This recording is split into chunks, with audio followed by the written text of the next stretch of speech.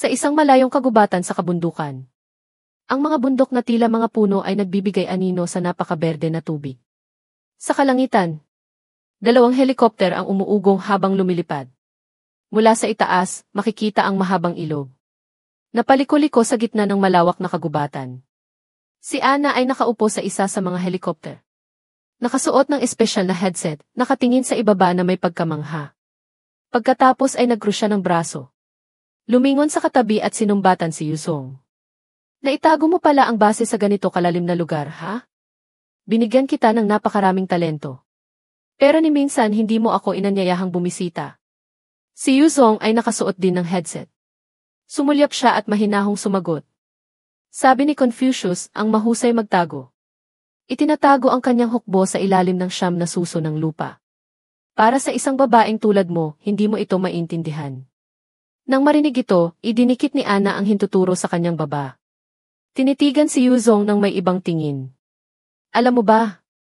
Minsan, iniisip ko talagang isa kang fossil.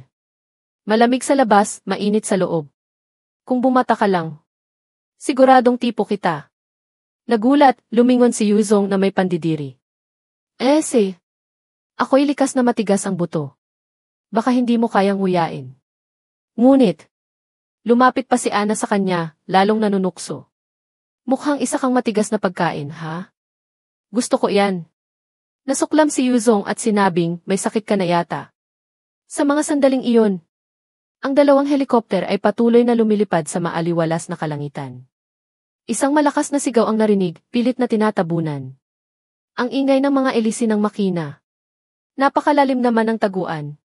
Ang tagal na nating lumilipad, nasa gubat pa rin tayo. Si Luli na nasa tabi ay kumunot ang noo. Parang paikot-ikot lang tayo. Si Yuzong ay nakapikit at nakangiting sumagot, mag-relax lang kayo, Ginoo.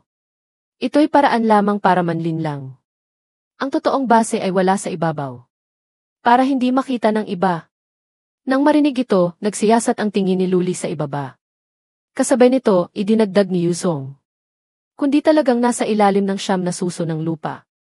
Kasabay nito, lumipad ang dalawang helikopter sa ibabaw ng isang malalim na butas. Na may liwanag na nagmumula sa ilalim ng kuweba. Mula sa ibaba, tila maliliit lang ang dalawang helikopter. Pagkatapos, dahan-dahan silang lumapag sa landing pad. Umalimbukay ang alikabok. Bumaba si Luli. Tumingala siya sa bunganga ng kuweba at humanga. Ito'y talagang kakaiba. Isang natural na taguan. Lumingon si Yuzong sa kanya at iniabot ang kamay bilang pag-anyaya, Ginoo. Sumunod po kayo sa akin. Dadalhin ko kayo sa sentrong gusali. Isinuksok ni Luli ang isang kamay sa bulsa at masayang sumagot, sige. Umiikot ang mga gulong ng sasakyan. Sa isang modernong daanan na itinayo. Sa loob ng mga suso ng lupa at bato. 3 maliliit na dekuryenteng sasakyan. Kasya lamang ang 2 tao ang tumatakbo. Isang boses ng tagapagpakilala ang umalingaw-ngaw. Ito ay isang bundok na daan-daang metro ang taas. Patuloy kaming naghukay paloob. Kaya narating namin ang laki nito ngayon. Ang grupo ng mga sasakyan ay tumatakbo patungo sa liwanag. Sa dulo ng lagusan. Patuloy pa rin si Yuzong. Sa kasalukuyan, may 56,000 katao na ang naninirahan dito. Karamihan sa kanila ay mga mananaliksik. Bawat isa sa kanila ay mga talentong pinili kong mabuti. Malapit na ang labasan. Masiglang sinabi ni Yuzong. Palagi naming hinihintay ang pagdating ninyo, Ginoo. Kasabay nito, sina Luli, Arthur, Ana, at Hauzi ay pawang namangha at pinagpawisan. Walang nagsalita sa kanila habang nakatitig.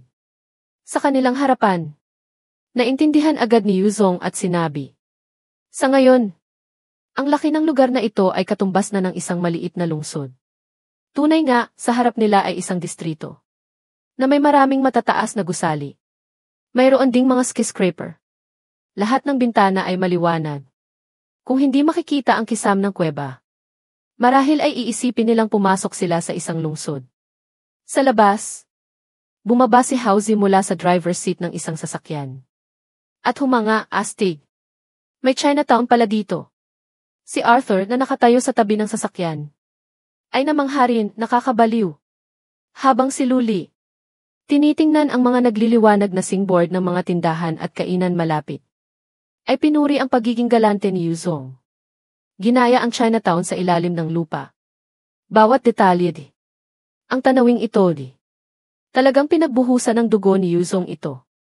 Ngunit, mahinahong sumagot si Yuzong. Hindi lang tanawin, Ginoo. Nakatayo sa isang tabi. Nakapamaywang sa likod, siya ay tunay na ipinagmamalaki ang lugar. Lahat ng gusali dito ay may tunay na gamit. Pagkatapos ay tumingin siya sa ilang singboard malapit. At buong pagmamalaking ikinuwento. Halimbawa, ang mga restaurant, bar. Sinihan. Kahit ang palengke ay talagang gumagana.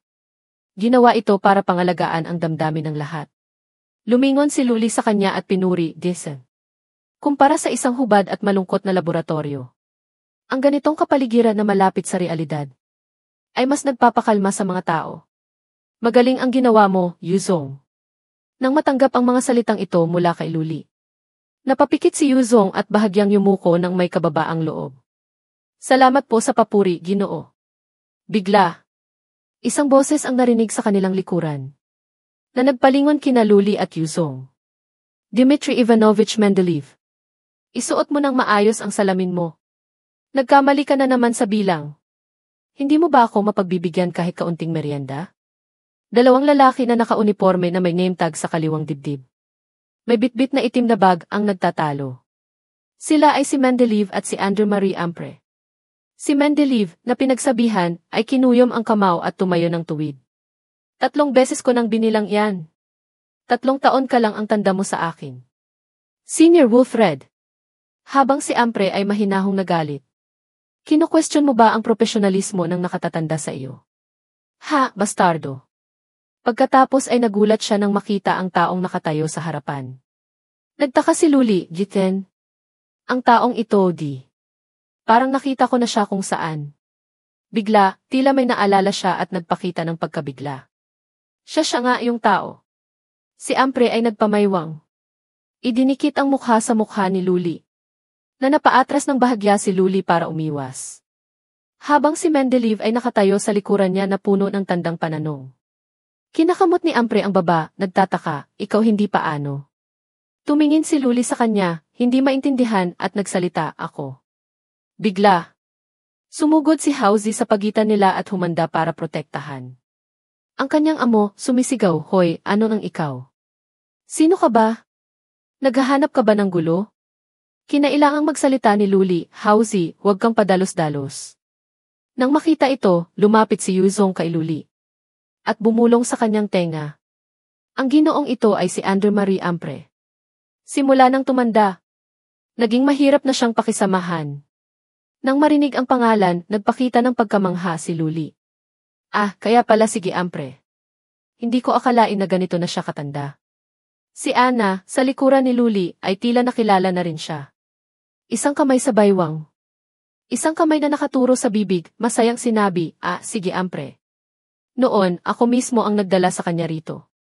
Kung iisipin, ang tagal na pala. Muntik ko nang makalimutan. Pagkatapos, walang tigil silang nagkumustahan tungkol sa kalagayan ng isa't isa. Nga, ang tagal na pala. Hindi. Noong mga panahong iyon, bata pa lang ako. Ha? Sa totoo lang, medyo sumasakit ang likod ko kamakailan. Ako rin. Tuwing umaga, ang tagal kong makabangon. Mabuti na lang walang seryoso. Dumadami lang ang mga kulubot. At sabay-sabay silang tumawa ng malakas. Habang pinapakinggan ang usapan, nagbago ang ekspresyon ng mukha ni Luli. Mula sa pagiging mausisa hanggang sa pagkatulala. May pawis na namuo sa kanyang mukha. Tinitigan ang grupo ni na Hauzi, Arthur, Ana, at Yuzong. Naisip niya. Totoo ba? Ang mga manggagawa ko di. Ang pagtanda na ito ay medyo sobra na. Ang Eternal Club ay magiging elderly club na. Itinaas niya ang kamay para ayusin ang salamin.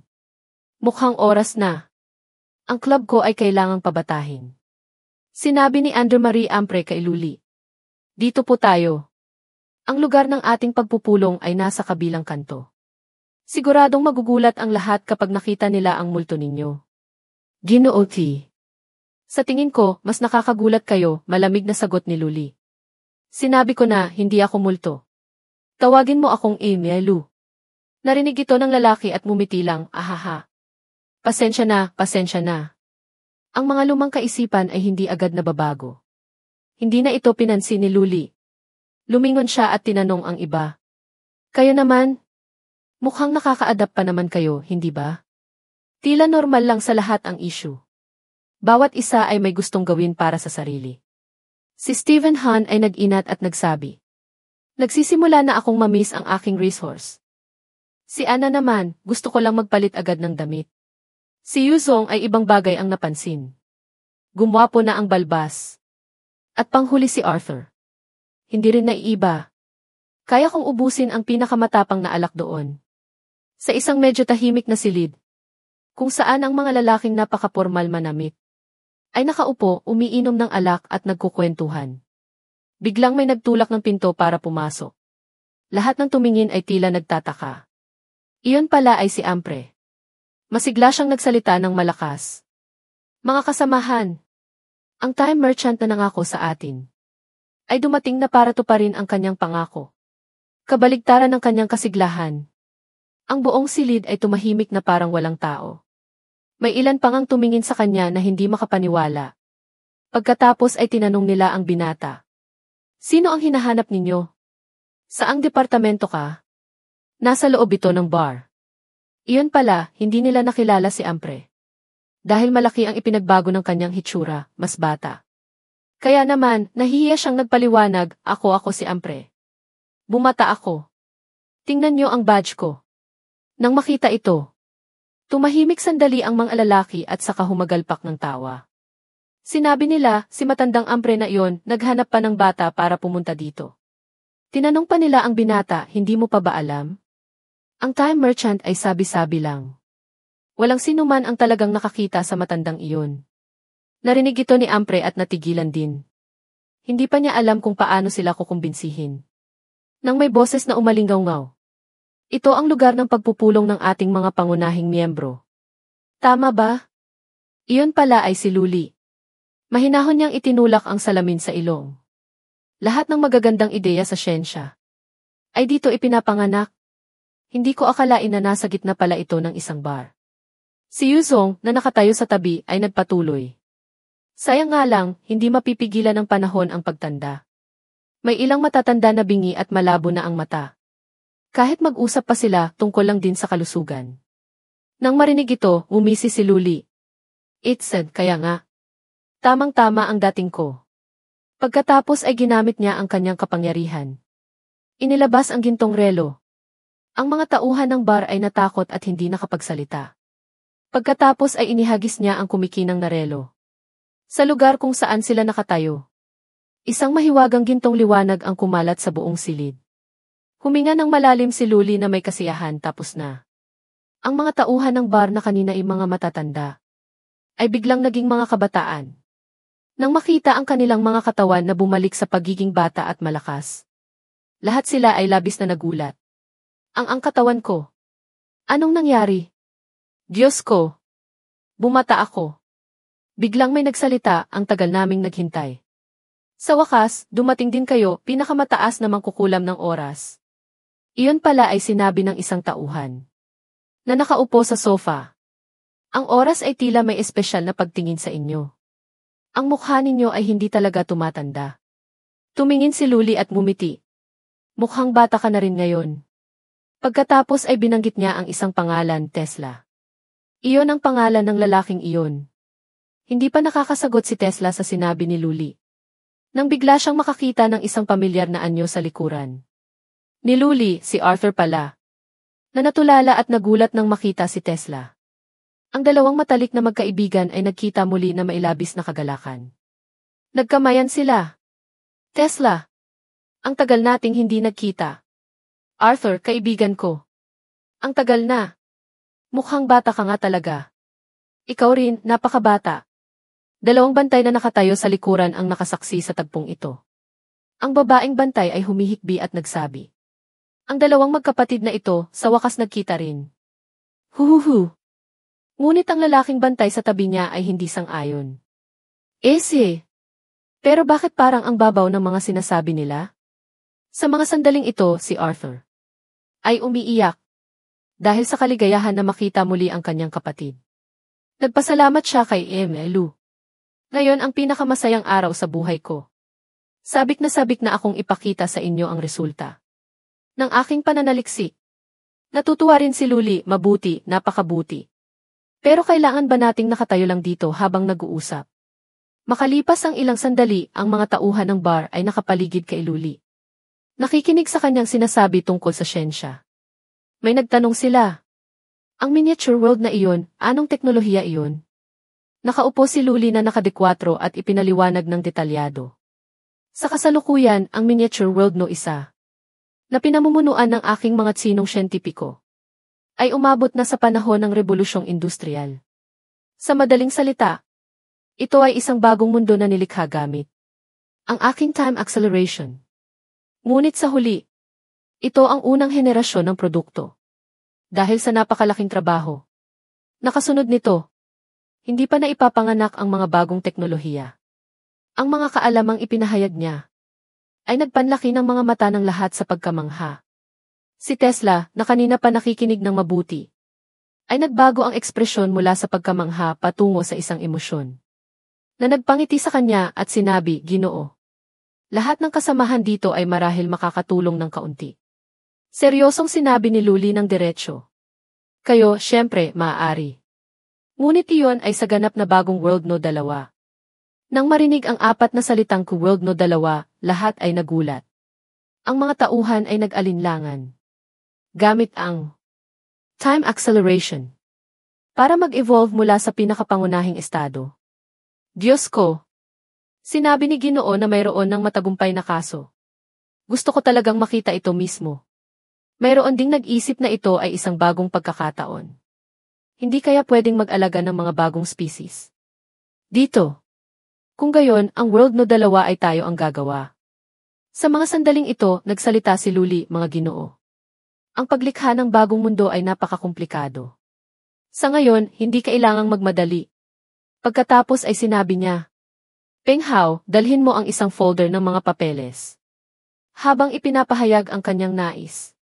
Pinabalik ko kayo sa inyong nasa katanghaliang gulang. Iyon ang tanda ng aking sinseridad. Ngunit ito ay simula pa lamang. Kasabay nito, tumalim ang kanyang tingin. Kung gusto ninyo ng karagdagang oras para masaksihan ang isang mas malayong hinaharap, kailangan ninyong magpakita ng higit na katapatan. Bawat isa ay kumuha ng isang pirasong papel. Nang buksan, iyon pala ay mga kontrata. Ayon sa sinabi niya, para maging miyembro ng Eternal Club, ialay ninyo ang inyong katapatan. Nag-alok si Luli ng kasunduan. Ito ang kontratang pinirmahan natin sa simula. Ngunit, gusto kong kumpirmahin muli ang inyong katapatan. Ipinaalam niya sa lahat ang kasalukuyang sitwasyon. Sa mundo ngayon, sa huli, lahat kayo dito ay galing sa iba't ibang panig ng mundo. Lumipas ang maraming taon, patuloy pa ring nag-aaway. Ang relasyon ninyo sa bagong mundo ay matagal nang naputol. Ang Eternal Club, ang tanging tahanan ninyo. Pagdating dito, seryoso niyang ipinahiwatig. Ngunit hindi rin ako kukuha ng mga taong nag-aalangan. Tiningnan ng mga tauhan ang kontrata at nagsimulang pumirma ng may determinasyon.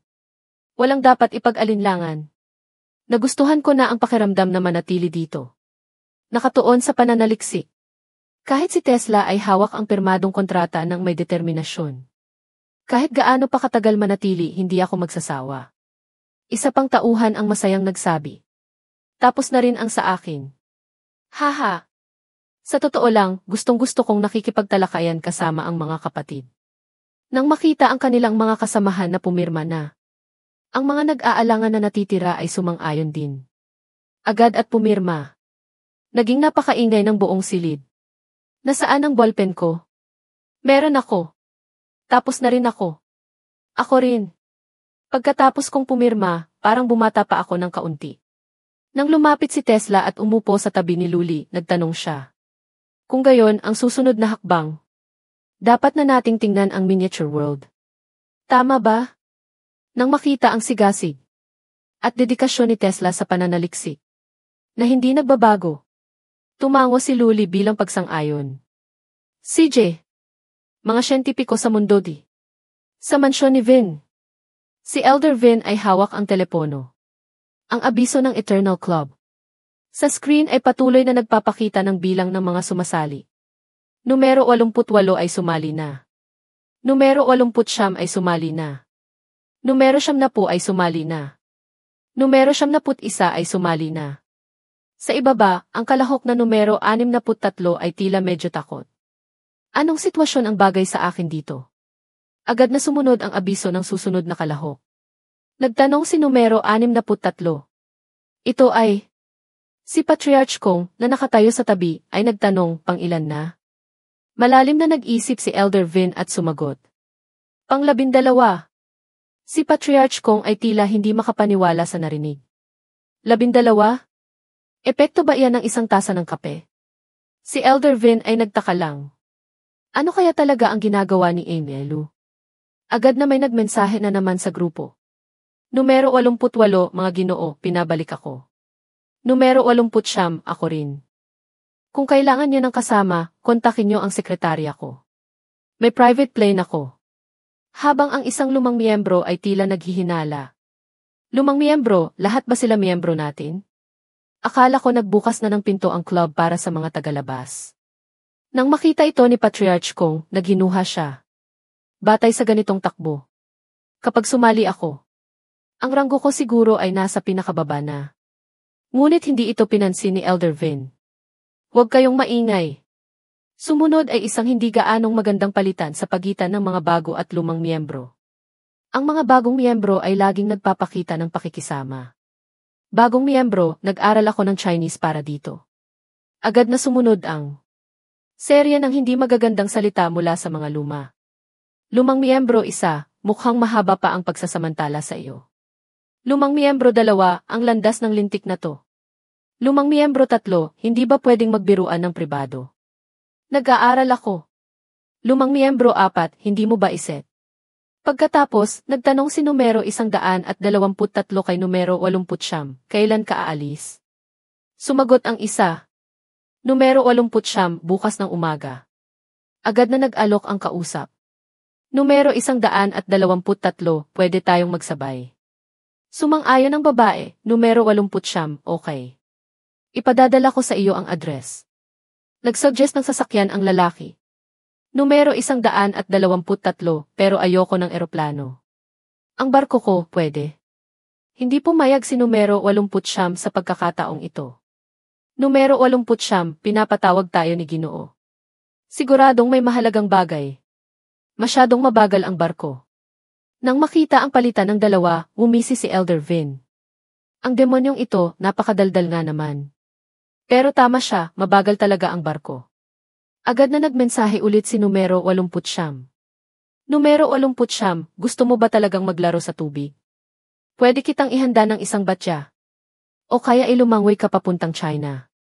Narinig ng kausap ang pananakot at nanukso pabalik. Numero 123, napakasungit mo pa rin, Ana. Ganyan ka pa rin. Numero 89, tama ka, di ba? Sumuko si Ana, numero 89, okay, wag mo akong i-booking. Sumagot si numero 123, okay. Nang makita ang mensahe, parehong napatayo ang dalawang matanda. Siguradong nabunyag ang pangalan. Nakita ko. Lumingon si Patriarch Kong sa kanyang kapatid. Si Ana siya ba yung hinahanap natin? Ang babaeng oil tycoon na laging nasa dagat. Pareho ang iniisip ni Elder Vin. Malamang. Ang 128 miyembro sa harap ko ay pawang may misteryosong pagkatao. Ngunit tiyak na sila ay mga malalaking pangalan. Sa ngayon, si Izang Zuolao lang ang nalantad. Ang kanyang katayuan ay napakatanyag. Ngunit nasa ika-negatibo 100 lang siya. Nang marinig ito, nagpakita ng pagkainip si Patriarch Kong. Kung gayon, ang anang iyon, anong panahon siya galing? Nasa ika-negatibo 89 siya. Bigla, may abiso sa telepono ni Elder Vin. Iyon pala ay ang sistema ng Eternal Club, na nagpapadala ng mga misyon sa kanya. Misyon, sundo sa airport 1. Description, ang mga miyembrong numero 88, 89, 93, 100 ay uwi kamakailan. Pagdating ng mga miyembro, mangyaring pumunta sa airport para sunduin sila. Puntos ng misyon, 400 bawat tao. Bilang ng misyon, 1 tao. Misyon 2, sundo sa airport 2. Description, sunduin ang 3 miyembro, numero 75, 110 at 111. Bilang ng misyon, 1 tao. Pagkabasa ng abiso, tila nag-alinlangan si Patriarch Kong. Kuya, ito ay T. Ngunit kabaligtaran ng kanyang kapatid, nakangiti si Elder Vin. Ibinaba niya ang telepono at sinabi. Nagbibigay ng pagkakataon si Ginoo. Pagkatapos ay masaya niyang sinabi. Tila nakakuha ng isang pambihirang pagkakataon. Kusang loob niya tayong binibigyan ng malalim na koneksyon. Isang umaga sa Shanghai Airport. Isang hanay ng mga mamahaling luxury cars. Ang tumatakbo patungo sa airport. Na nagpatigil at nagpamangha sa mga pasahero doon. Napabulala sila. Wow! Grabe ang parada. May pagtitipon ba ng mga artista? Ang nakaupo sa isa sa mga luxury cars na iyon ay walang iba kundi si Elder Vin. Nakatangin siya sa bintana at sinabi, ang pagkakataong ito ay napakabihira. Hindi pwedeng magkamali. Lumingon si Elder Vin sa katabi at tinanong ang sitwasyon ang mga security, walang problema, hindi ba? Sumagot ng may katiyakan ang tagapagtanggol na si Chai Kuan. Sa pagkakataong ito, espesyal kong kinuha ang pinakamalaking security company sa buong bansa para asikasuhin ito. Tiyak na walang mangyayaring kapalpakan. Ngumiti ng may kasiyahan si Elder Vin, Ditsen. Ang trabaho mo, panatag ako. Sa mga sandaling iyon, tumunog ang telepono ni Chai Kuan. Sinagot ni Chai Kuan, ako nga. Maayos ba ang lahat? Bigla, nang marinig na ang planong maingat niyang inayos. Ay may sumisira. Nawalan ng kontrol si Chai Kuan at sumigaw, ano? Ang AV gate na yon, matagal ko nang inireserba. Sino ang bastos na iyan? Nakita ni Elder Vin na tila hindi maganda ang sitwasyon. Medyo nag-alala rin siya. Galit na nagtanong si Chai Kuan. Nabanggit ba kung kaninong teritoryo? Paano nila nagawa yon? Nang marinig ang sagot sa kabilang linya, nagnalit ang mga ngipin ni Chai Kuan. Nakita ni Elder Vin na hindi maganda ang takbo at tinawag siya, Chai Kuan. Nagingit-ngit sa galit si Chai Kuan at sumagot, ang pamilya Chen. Nagulat si Elder Vin at nagtanong ulit, ang magkapatid na Chen Yunping. Nakaramdam siya ng pagsisisi at galit, nagmura. Alam ko nang hindi mabuting tao ang magkapatid na iyon. Pero ngayon, ginagawa pa akong tanga ni Vin Honghi. Mga walang hiya. Kumunot ang noo ni Chai Kuan sa galit at nagplanong gumanti, tiyo. Dapat ba tayong di? Galit na galit si Elder Vin, dumilim ang mukha at puno ng masamang hangarin. Ngunit nang may maalala, pinilit niyang kumalma at pumikit. Nag-isip ng mabuti si Elder Vin at nagbilin. Ang unang magsisimula ng gulo. Tiyak na lalayuan ni Ginoo. Sakto lang din na naalis ng pamilya Chen ang isang malakas na kalaban. Hayaan mo sila. Tumingin siya sa malayo at nagpatuloy. Gusto kong makita kung ano pa ang mga kaya niyang gawin. Bigla, isang dilaw na kotse ang humarurot. At ginipit ang luxury car ni Elder Vin. Sa gilid ng kalsada, isang boses ang umalingaw-ngaw. Ang init ng panahon ngayon.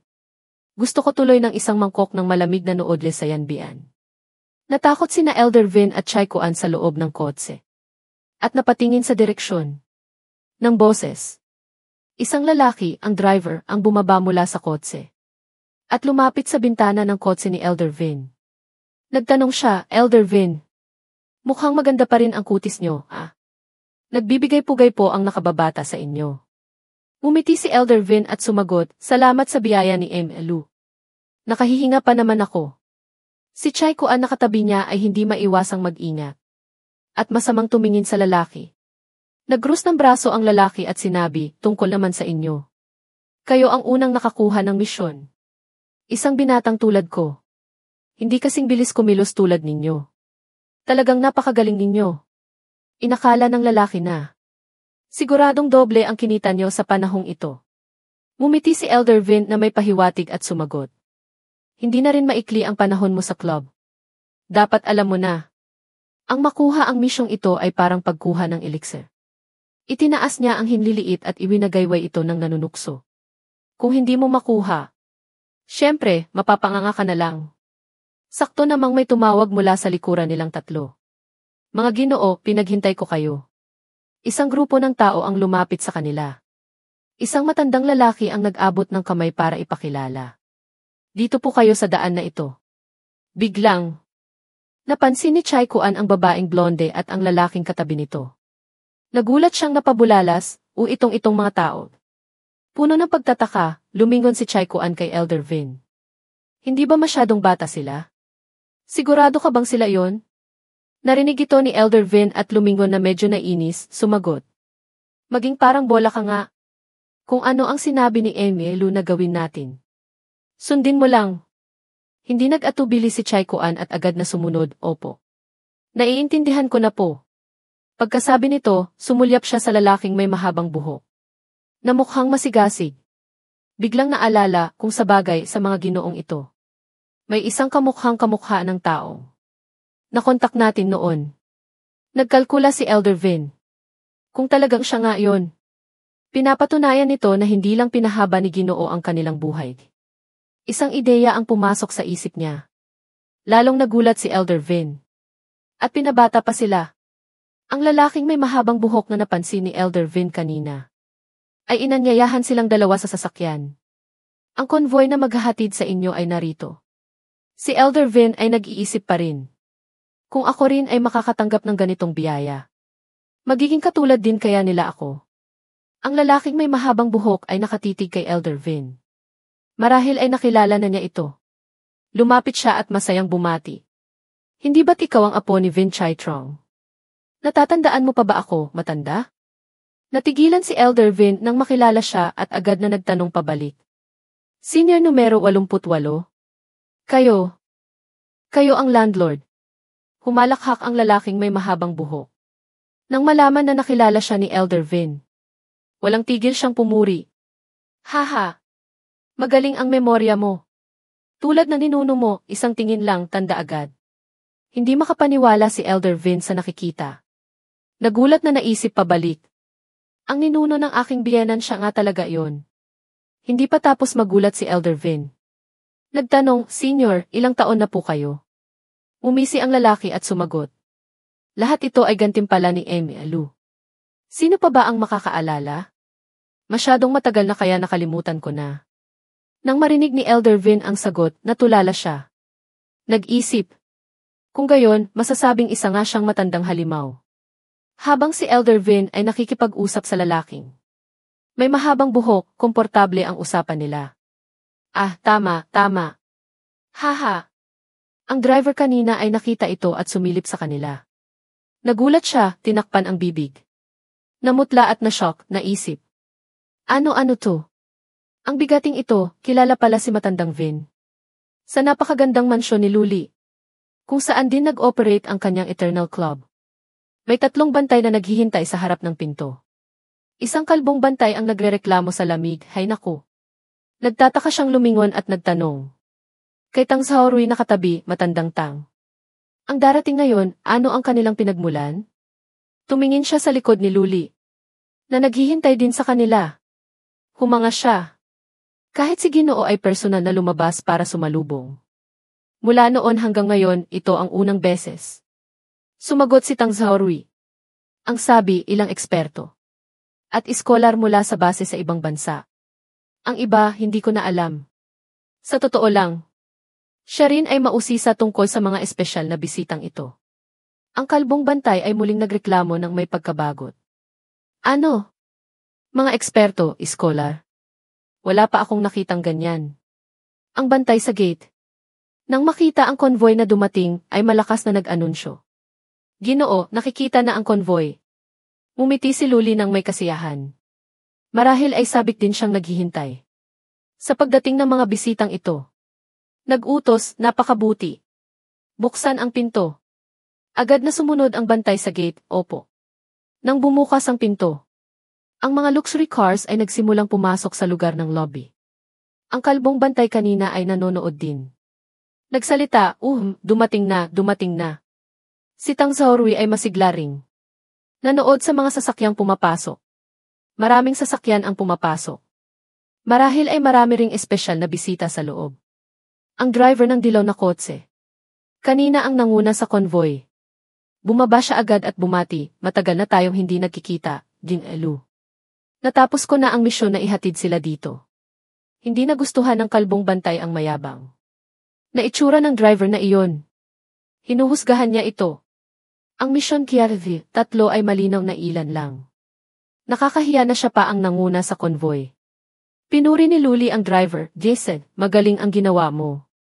Nang mapuri, lumaki ang ulo ng driver at mayabang nangumiti. Naghanda ako ng isang tao, isang sasakyan. Nagbigay ng serbisyong ganap na ligtas at komportable. Katatapos lang niyang magsalita ng isang bisitang may buhok na kulay ginto. Nakatayo pataas na parang tinik. Ay bumaba mula sa kotse na may iritadong ekspresyon. Tinulak niya sa balikat ang driver at sumigaw. Ang ilang oras kong biyahe ay napaka-boring. Alam mo ba? Ang driver mo. Bakit ganyan ang itsura na parang galit sa mundo? Isang salita ng kwentuhan, wala. Napakapangit. Ang driver na pinagalitan sa harap ng boss ay natakot. Nagsalita siya sa likod ng bisitang blonde, hindi.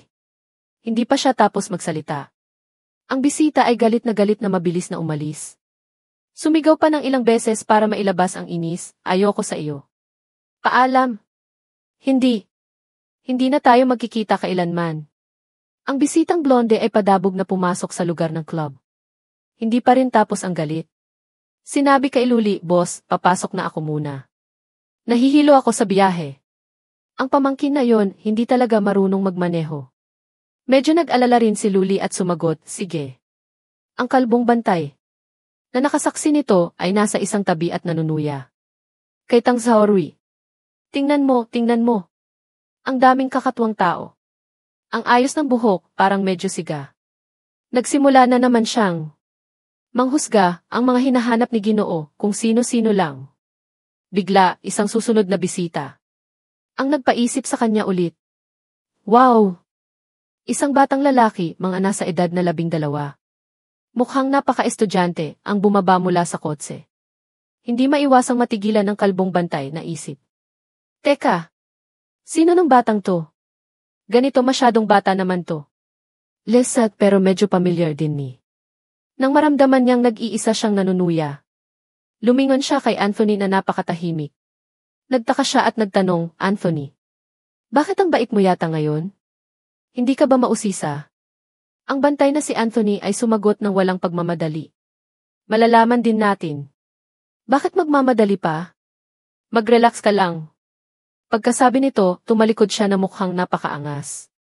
Hindi maiwasang humanga ng kalbong bantay ang galing. Hindi pa tapos pumuri si Anthony. Ay lumapit kay Luli na nakatayo. Nag-cross ng braso at mausisa ring nagtanong, Jin-elu. Sino ba talaga sila? Ang kalbong bantay na nasa sulok ay natulala. Tila hinihintay na ni Luli ang tanong na ito. Una siyang nagbigay ng babala ang mga pangalan nila. Siguradong narinig niyo na. Tumayo kayong mabuti. Ipinakilala niya ang pinagmulan ng batang estudyante kanina. Ang ginoong ito ay si Nikola Tesla. Tama. Si Nikola Tesla nga nakilala ninyo. Si Nikola Tesla ay palakaibigang itinaas ang kamay at bumati sa lahat. Katatapos lang magsalita ni Luli. Nang ang tatlong bantay ay natigilan dahil sa sobrang gulat. Hindi pa tapos ang pagkabigla. Itinulak ni Luli ang salamin pataas at nag-anunsyo pa. Ang kadarating lang ay si Dmitry Ivanovich Mendeleev. Nagulat si Tang Zaorui at inulit, Nikola Tesla. Si Anthony ay nautal sa sobrang takot, Mendeleev. Mendeleev. Ikaw ang gumawa ng periodic table of elements. Nagulat din ang kalbong bantay at sinabi, ang taga-Siberia. Sa mga sandaling ito, ang mga bisita ay nakalabas na ng kotse. Ang babaeng blonde ay nagpakita ng paghanga at sinabi, Lu. Ang makakuha ng ganito karaming suporta sa larangang ito. Talagang kahanga-hanga. Idinagdag ng lalaking may mahabang buhok. Higit pa rito. Ang plano ni Ginoo ay maaaring tumagal ng napakahaba. Si Tang Zaorui ay sabik na nagtanong kay Tesla. Nang maraming bagay na kanyang ikinababahala. Talaga bang nanatili kayo sa South America? Kung gayon, ano ang pananaw niyo sa nanomaterials? Ngayon, paano napanatili ang ecological balance? Sa base ninyo, agad na nakaramdam ng interes si Nikola Tesla at nagtanong pabalik. Ang miniature world no isa ba? Nalito si Tang Zaorui at sumagot. Ha? Isa yon sa mga pananaliksik namin. Katatapos lang niyang magsalita. Lumingon si Nikola Tesla sa likuran at kumaway. Nagbigay ng senyas at sumigaw, mga kapatid. Dito. Mula kung saan. Isang grupo ng tao ang tumakbo papunta doon, nagsisiksikan. May mga sigawan pa ng aray. Aray. Dito. Dito. Sino ang umapak sa paa ko? Huwag kang humarang. Tabi. Ang grupo ay patuloy na tumakbo ng walang pakialam. Kailuli na nakatayo doon. Hindi nila napigilan ang sarili at nabunggo. Ang mga tauhan ni Tang Xiaorui. Hindi pa naiintindihan ang nangyayari. Natakot si Tang Xiaorui at sumigaw, Ginoo. Hu! Ang kalbong bantay nakatabi. Ni Bantay Anthony ay nanatiling buo. Nagsalita si Anthony, heto na di. Napabuntong hininga si Luli na walang magawa at pinakalma ang grupo. Tama na yan. Mag-meeting muna tayo. Sa silid pulungan. Si Luli ay nagpapalabas ng isang pelikula para sa mga bisita. Ang pelikula ay tungkol sa miniature world no isa. Lumitaw ang himala. Ito ang anghel ni Emil Lu. Muling dumating ang anghel. Hindi alam kung nagkataon lang. O may nangyari pero nakita natin. Si Son Goku pati si Spider-Man. At ang pintor na Austrian na si Hitler ay naroon mismo sa bulwagan. May mga bulalas ng paghanga mula sa ilalim ng bulwagan. Ito ang miniature world no isa. Ang sibilisasyon ay umunlad na hanggang sa panahong industrial. Talagang kamangha-mangha. Biglang pinatay ni Luli ang projector gamit ang remote. Ang mga bisita ay mausisa pa rin sa kasunod kaya sumigaw. Huwag patayin. Hindi pa tapos panoorin. Boss. Si Luli na nakatayo sa entablado ng bulwagan ay mahinahong nagpaliwanag. Nasabi ko na kanina. Gusto kong lumikha ng world no dalawad. Na walang anumang panghihimasok. Nagpatuloy siya at kayong nakaupo dito. Lahat kayo ay makakasali. Noon lang kumalma ang lahat. Mukhang nasiyahan. Ngunit biglang nagbigay ng kondisyon si Luli. Pero una, sabihin niyo sa akin. Kayo. Iniabot niya ang kamay at direktang nagtanong. Ano ang mga bagay na maaari ninyong dalhin sa mundong ito? Sa mga sandaling iyon, sa screen ay umilaw ang mga salitang. World No. 2 Project Approval Discussion Meeting. Eternal Club. Nagrus ng braso si Luli at mumiti, mga Ginoo. Ngayon, maaari ninyong sabihin ang lahat ng gusto ninyong sabihin. Sa ibaba ng audience, lahat ay malalim ang iniisip. Walang nagsasalita. Lalong tumaas ang ngiti ni Luli. Bakit? Tanong niya. Hindi kaya ang resulta ng inyong pananaliksik? Kayon ay hindi ninyo kayang ilabas sa entablado sa loob ng 5 minuto. Biglang may sumigaw. Hindi maaari. Talagang hindi maaari. Si Mendeleev sa isang iglap ay naging sentro ng atensyon ng buong silid. Malalim siyang nag-isip at nagpatuloy. Noon, narinig lang namin kayong magsalita tungkol sa miniature world. Ngayon, nang makita mismo ang ganito kakagulat na bagay. Pakiramdam namin ang sarili naming mga nagawa ay hindi na mailalabas. Iyon lang. Mapait na tinapos ni Mendeleev. Lumingon si Tang Xiaorui at nagtanong, Teka. Hindi ba't ikaw ay mula sa laboratorio ng control? Nuclear fusion reaction. Ngumisi si Mendeleev at sumagot. Tama. Siguro naman naiintindihan niyo na ang proyektong ito. Naging maseryoso ang kanyang mukha. Nang maisip ang mga komplikadong makinarya. Ipinaliwanag ni Mendeleev. Ang controlled nuclear fusion ay maaari ding tawaging artificial sun. Ito ang pinakamataas na mapagkukunan ng enerhiya ng sibilisasyon ng tao. Si Luli na nakatayo sa itaas ay sumuko na sa isip. Ayaw pa ring ilabas. Kumunot ang noo ni Mendeleev at nagpatuloy. Itinatag ko ang laboratoryong ito. Kasama si Austin at ilang iba pa. Sa kasalukuyan na isagawa na namin. Ang pagpapatakbo ng high parameter plasma state sa long pulse mode. Mas maikli ito kumpara sa world record ng laboratorio sa China. Gayunpaman ang tagumpay na ito ay walang-wala kumpara sa miniature world. Ang mga salitang ito ni Mendeleev ay nagpagulat ng husto kay Tang Xiaorui. At sa iba pa sa silid pulungan. Nakaupo siyang nakakrus ang braso at tapat na ipinahayag. Bukod pa rito, Patuloy kong pinag-aaralan kung paano paliitin ang kagamitan. Sa huli, ang pagiging praktikal ng isang napakalaking kagamitan na pumupuno sa buong kuweba ay napakababa pa. Naisip ni Tang Zhaorui. Baliw ba ang taong ito? Sa mga sandaling ito, biglang tumayo si Anthony na ikinatingin ng lahat. Kahit si Luli. Natigilan siya. At sinabi kung maisasakatuparan ang pagpapasimple. Ang teknolohiyang iyon ay maaaring manguna sa labas na mundo ng napakalayo. Sumigaw si Anthony, nagpapatala ako para sumali. Tinaas ni Luli ang gilid ng labi. Yeswe, bigla siyang nagmungkahi. Maaari kayong magtulungan sa pananaliksik.